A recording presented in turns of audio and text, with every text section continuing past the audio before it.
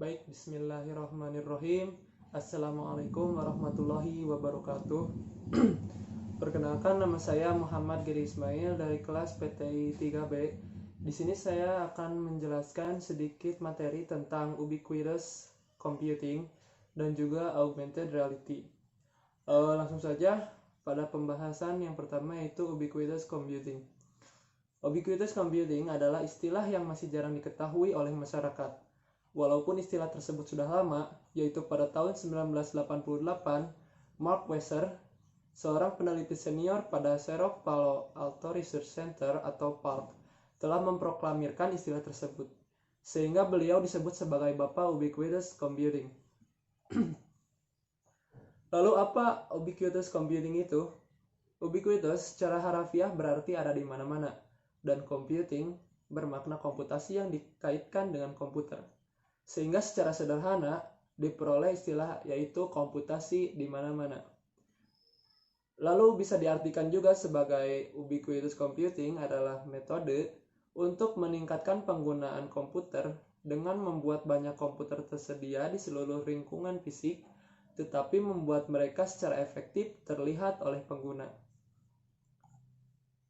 Contoh-contoh dari ubiquitous computing dalam kehidupan sehari-hari yang pertama seperti handphone, e-learning, mobil, ruangan, kulkas, dan masih banyak lagi. Ini merupakan contoh-contoh yang sering-sering kita gunakan dalam kehidupan sehari-hari. Lalu untuk aspek pendukung dalam ubiquitous computing, yaitu yang pertama ada wireless infrastructure, pervasive computing, invisible, ambient computing, human-computer interaction, natural interfaces, context-aware computing, micro-nanotechnology, security, dan privacy. Yang pertama, wireless infrastructure. Pengadaan infrastruktur wireless sangat perlu diperhitungkan, mengingat kebutuhan akan wireless dari Ubicom device relatif besar. Semakin banyak informasi yang akan diberikan, maka semakin banyak juga sensor-sensor yang harus digunakan, dan menyebabkan semakin banyaknya device yang memerlukan koneksi wireless. Lalu yang kedua ada pervasive computing. Ukuran device yang semakin kecil dan sifat Ubicom yang invisible menyebabkan teknologi ini menjadi pervasive computing, yang berarti tersebar atau mudah menyebar. Contohnya pada device Ubicom yang berukuran notepad. Bentuk fisiknya dianalogikan sebagai scrap paper yang mudah dijangkau dan digunakan oleh orang banyak. Lalu ada invisible. Sesuai dengan definisi yang dijelaskan oleh Weiser, Ubicom didefinisikan sebagai metode peningkatan penggunaan komputer yang bertujuan untuk dapat digunakan dan mengefektifkan peningkatan kerja di lingkungan fisik pemakainya dengan tingkat visibilitas rendah mungkin. Ubicom dapat berwujud sebagai bermacam-macam device yang memiliki sifat natural. Maksudnya adalah user yang menggunakan Ubicom device tidak akan merasakan bahwa mereka sedang mengakses komputer. Lalu ada ambient computing. Ambient computing mempelajari teknologi komputer yang berpindah-pindah dari satu sistem ke sistem lain. Teknologi ini mempelajari dan menghasilkan device yang mampu beradaptasi dengan sistem di mana dia berada. Lalu ada Human Computer Interaction atau HCI. Hal ini terkait dengan desain, implementasi, dan evaluasi dari suatu interaksi sistem komputer base, serta pengaruh studi multidisciplinary dari berbagai isu yang mempengaruhi interaksi. Tujuan dari HCI ini adalah untuk memastikan keamanan, kegunaan, efektivitas, efisiensi, dan juga akses dari sebuah sistem.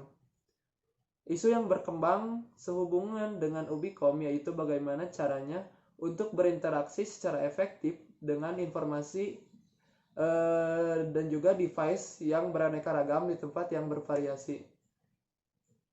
Dan yang lebih penting, bagaimana interaksi ini menjadi dapat dimengerti dan dapat digunakan untuk user dengan skala spektrum yang besar, baik yang belum berpengalaman sampai dengan yang sudah berpengalaman atau bisa disebut juga dengan spesialis.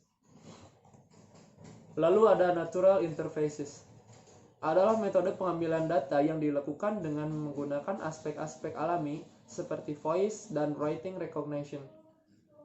Berbagai penelitian terus dilakukan dengan menggunakan algoritma seperti artificial intelligence dalam mengenali input alamiah. Lalu ada context-aware computing, merupakan suatu proses computing yang memberikan informasi-informasi tambahan terhadap sebuah objek. Misalnya komputer melakukan proses identifikasi terhadap seorang mahasiswa.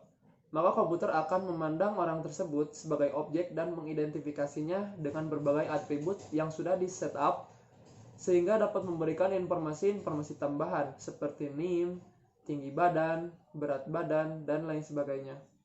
Semakin besar yang diberikan, maka semakin besar kontribusi yang diberikan oleh sebuah Ubicom device kepada pengguna. Lalu ada mikro nanotechnology. Perkembangan teknologi mikro dan nano pada chip yang menyebabkan ukuran mikrochip semakin kecil, terus berkembang menyesuaikan dengan kebutuhan. Teknologi yang sudah banyak digunakan adalah Radio Frequency Identification atau RFID. Chip ini menyimpan informasi penting dari owner yang dapat digunakan untuk berbagai macam kegiatan. Misalnya Misalnya kartu untuk sebagai absensi dalam mata perkuliahan atau alat pembayaran dan lain-lain juga. Lalu ada security. Penerapan Ubicom device menyebabkan meningkatnya resiko terhadap security. Penggunaan wireless device membuka peluang terjadinya penyadapan data. Berbagai penelitian dan teknologi baru menjadi topik yang sangat berharga dalam pengembangan Ubicom. Yang terakhir ada privasi. Penggunaan device yang dapat memantau posisi terhadap sebuah objek menyebabkan privasi seorang menjadi berkurang. Jika objeknya adalah manusia, seperti pada contoh sebelumnya pada sebuah perusahaan, setiap karyawannya dilengkapi dengan active badge, maka posisi dari setiap karyawannya pasti akan diketahui oleh atasannya. Lalu untuk materi selanjutnya yaitu augmented reality. Augmented reality atau AR adalah teknologi yang memperoleh penggabungan secara real time terhadap digital content yang dibuat oleh komputer dengan dunia nyata. Augmented reality memperbolehkan pengguna melihat objek maya 2 dimensi atau 3 dimensi yang diproyeksikan terhadap dunia nyata. Cara kerja augmented reality yaitu menampilkan di berbagai perangkat seperti handphone, kacamata khusus, kamera, layar, webcam, dan lain sebagainya. Perangkat-perangkat tersebut akan berfungsi sebagai output device karena akan menampilkan sebuah informasi berupa bentuk video, gambar, animasi, dan model 3D yang perlu digunakan. Sehingga pengguna bisa melihat hasilnya dalam cahaya buatan dan juga alami. Augmented reality atau AR menggunakan teknologi SLAM atau Simultaneous Location and Mapping, sensor dan pengukuran kedalaman. Misalnya pengumpulan data sensor untuk menentukan suatu lokasi, menghitung jarak dari lokasi sebelumnya ke lokasi tujuan, dan masih banyak lagi. Lalu untuk komponen pendukung AR, yang pertama di sini ada kamera dan sensor. Kamera dan sensor digunakan untuk mengumpulkan data informasi kolaborasi dengan pengguna dan mengirimkannya untuk diproses. Kamera pada ponsel memiliki kemampuan untuk memeriksa lingkungan dan data yang diperoleh, serta mampu menemukan barang fisik dan menghasilkan objek 3D. Lalu yang selanjutnya ada proyeksi. Proyeksi ini merupakan salah satu komponen AR. Komponen ini mengacu pada proyektor kecil, misalnya semacam headset AR. Alat tersebut mengambil informasi dari sensor dan memproyeksikannya konten yang terkomputerisasi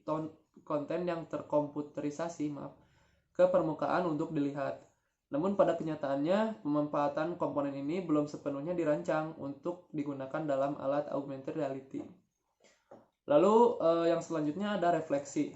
Beberapa gadget AR memiliki cermin untuk membantu mata manusia melihat gambar secara virtual. karena beberapa darinya memiliki variasi cermin kecil yang ditekuk dan beberapa lagi memiliki cermin sisi ganda, berfungsi untuk memantulkan cahaya ke kamera dan ke mata pengguna. Tujuan dari cara refleksi adalah untuk memainkan pengaturan gambar yang tepat dan akurat. Lalu untuk selanjutnya yaitu ada jenis-jenis AR. Yang pertama di sini ada marker based augmented reality. Beberapa orang juga menyebutnya sebagai image recognition. Karena jenis AR ini memerlukan objek visual khusus dan kamera untuk memintainya. Objek visual bisa berbentuk apa saja, dari mulai kode QR yang dicetak atau di print dan juga sampai ke simbol khusus. Perangkat AR ini juga menghitung posisi dari orientasi marker untuk memposisikan konten. Dengan begitu, marker akan menampilkan animasi digital yang dapat dilihat oleh pengguna. Yang selanjutnya ada markerless augmented reality. Jenis ini yang menjadikan augmented reality dipakai secara luas. Markerless augmented reality menggunakan teknologi GPS, pengukur kecepatan, kompas digital, serta akselerometer yang tertanam dalam perangkat untuk menyediakan data berdasarkan lokasi pengguna. Teknologi markerless augmented reality yang terdapat pada perangkat smartphone memiliki ketersediaan fitur pendeteksian lokasi. Jenis ini umum digunakan untuk memetakan arah dan aplikasi seluler berbasis lokasi lainnya. Lalu yang selanjutnya ada projection based augmented reality. Projection based augmented reality bekerja dengan cara memproyeksikan cahaya buatan ke permukaan real. Dalam beberapa kasus, memungkinkan pengguna untuk berinteraksi dengan project base tersebut. Seperti hologram yang dapat dilihat dalam film bergenre sci-fi seperti Star Wars. AR ini mampu mendeteksi interaksi antara pengguna dengan proyeksi melalui perubahannya. Lalu yang terakhir ada Superimposition based augmented reality. Superimposition based augmented reality mampu mengganti tampilan asli dengan augmented, baik full maupun sebagian. Disinilah object recognition memainkan peranan penting. Lalu untuk perangkat yang mendukung augmented reality, yang pertama di sini ada mobile device, yaitu seperti smartphone dan juga tablet yang sering kita gunakan dalam sehari-hari. Perangkat ini paling banyak dan cocok untuk jenis AR mobile apps, mulai dari bisnis, olahraga, game, dan jejaring sosial. Lalu yang kedua ada special augmented reality device. Perangkat yang dirancang khusus untuk augmented reality experience yang lebih baik. Contohnya adalah HUD atau head-up display. Berfungsi untuk mengirim data dengan tampilan transparan ke tampilan yang dapat diterima pengguna. Lalu yang ketiga ada augmented reality glasses. Seperti yang sudah kita dengar seperti Google Glass, Laser See-Through, Meta 2 Glasses, dan masih banyak lagi. Keunggulan perangkat ini mampu menampilkan notifikasi dari smartphone pengguna, dapat membantu dari sektor perakitan, mengakses konten tanpa menggenggam, dan masih banyak lagi. Lalu yang terakhir ada Virtual Retinal Display atau VRD. Perangkat jenis ini menghasilkan gambar dengan sinar laser ke mata manusia, bertujuan menampilkan gambar dengan terang atau kontras tinggi dan juga resolusi tinggi. Sistem ini masih dibuat untuk pengujian uji coba.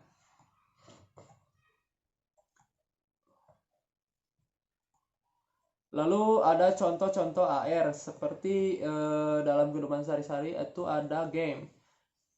Game seperti Pokemon Go yang waktu itu sangat booming dalam kehidupan sehari-hari.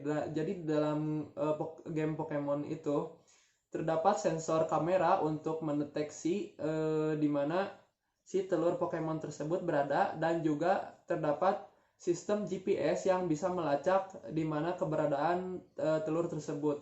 Jadi dapat disimpulkan bahwa game Pokemon Go itu termasuk ke dalam augmented reality. Lalu ada ke sosial media. Untuk sosial media biasanya kita menjumpainya dalam filter Instagram. Seperti filter Instagram menerapkan kacamata ataupun kumis dan juga jenggot pada manusia. Dalam kenyataannya manusia tidak menggunakan kacamata, tetapi setelah di scan oleh filter Instagram, maka si orang tersebut seolah-olah menjadi sedang memakai kacamata. Lalu pada medis biasanya digunakan untuk pembelajaran keperawatan dalam materi tentang anatomi manusia atau tubuh manusia. Lalu untuk broadcast biasanya di layar kaca seperti acara olahraga, acara hiburan, film seperti Star Wars yang sudah dijelaskan sebelumnya pada contoh Project Based Augmented Reality. Mungkin sekian materi tentang ubiquitous computer dan augmented reality yang dapat saya sampaikan.